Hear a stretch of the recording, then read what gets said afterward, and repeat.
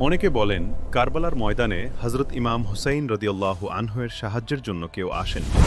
কিন্তু বন্ধুগণ, একটি বর্ণনায় আসে একজন জিন ছিলেন, তার নাম ছিল জাফর জিন। আশুরার দিন জাফর জিন তার রাজদরবারে একটি উৎসবের আয়োজন করছিলেন। হঠাৎ করে তার সিংহাসনের নিচ থেকে দুজন জিন কাঁপতে কাঁপতে বেরিয়ে এলো। তারা বলল, হে আমাদের আকা, আমরা আপনার দরবারে আসছিলাম। পথে আমাদের কারবালার ময়দান অতিক্রম করতে হয়।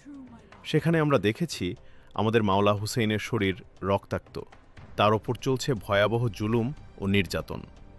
এই কথা শোনা মাত্রই জাফর জিন উৎসব বন্ধ করে দিলেন। তিনি তৎক্ষণাৎ তলোয়ার হাতে নিলেন, যুদ্ধের পোশাক পরিধান করলেন এবং বিশাল এক লশকর নিয়ে মুহূর্তের মধ্যেই কারবালার উদ্দেশ্যে রওনা হলেন। কারবালায় পৌঁছে জাফর জিন যা দেখলেন তাতে তিনি হতবাক হয়ে গেলেন।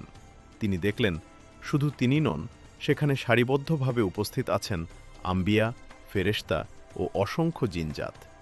তিনি ভাবতে লাগলেন, এত ভিড়ের মাঝে আমি কিভাবে মাওলা হুসেইনের কাছে পৌঁছাবে। ঠিক সেই মুহূর্তেই মাওলা হুসেইন রাদিয়াল্লাহু আনহু তাকে ডেকে বললেন, জাফর, আমার কাছে এসো। জাফর জিন সামনে গিয়ে বিনীতভাবে আরজ করলেন, হে মাওলা, আমাকে অনুমতি দিন। আমি এক মুহূর্তেই এ জালিমদের ধ্বংস করে দিতে পারি, তাদের অস্তিত্ব পর্যন্ত মুছে ফেলতে পারি।